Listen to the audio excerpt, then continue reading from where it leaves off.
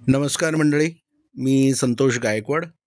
आज शनिवार नेहमीप्रमाणे जागर मराठी तसेच वसई न्यूज नेटवर्क 19वर आपण दर शनिवारी हल्लाबोल हे सदर सादर करत असतो.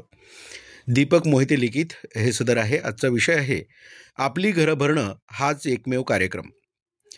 मित्रांनो, महाराष्ट्रात सध्या काय चाललं आहे हेच कळेनासं झालं आहे.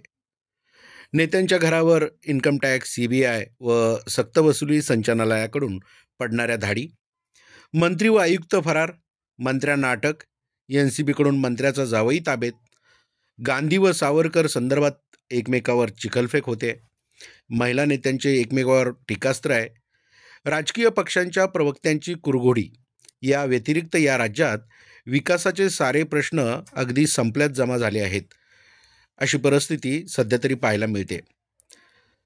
सत्तेच्या या हाराकिरीमध्ये सर्वसामान्य माणसाला कुत्रंही विचारत नाही. महागाई शिगेला पोचली आहे. लोकांचं जगणं कठीण होऊन बसलं आहे. शिक्षण व आरोग्य क्षेत्राचा पार बोजवारा उडाला आहे. वादळ व अतिवृष्टीमुळे ग्रामीण भागातील शेतकरी उद्ध्वस्त झाला आहे. भ्रष्टाचारानं कळस गाठला आहे. लाखो तरुणांचे रोजगार बुडाले आहेत. आमदनी अठ्ठन्नी, खर्चा रुपया अशा कोंडीत जनता सापडली आहे. पण राज्यकर्त्यांना त्याचं सोयरसूतक नाही आहे.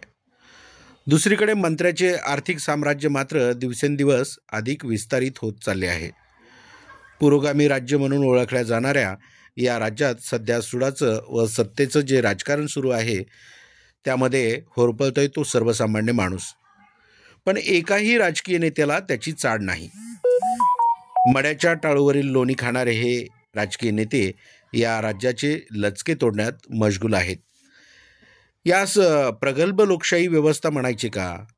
आज राज्यातील शेतकऱ्यांची परिस्थिती भीक नको पण कुत्रं आवर अशी झाली आहे. सोयाबीन, कांदे विषयक आयात धोरण शेतकऱ्यांच्या गळ्याला फास ठरू पाहत आहे. नैसर्गिक आपत्तीमुळे उद्ध्वस्त झालेला शेतकरी गेली 2 वर्ष नुकसान भरपाईच्या प्रतीक्षेत आहेत. बांधावर जाऊन शेतकऱ्यांना मदत देऊ अशी शिवगर्जना करणारे मुख्यमंत्री आपल्या मर्सिडीज गाडीतून बांधावर पोहोचलेच नाही. मग हा पीडित शेतकरी मृत्यूला कवटाळणार नाही तर या नेत्यांचं गोडवे गात बसणार का? या लोकांनी सध्या स्वतःची घरे भरण्याचा एकमेव कार्यक्रम राबवण्याचा पणच केला आहे असं चित्र दिसतं आहे.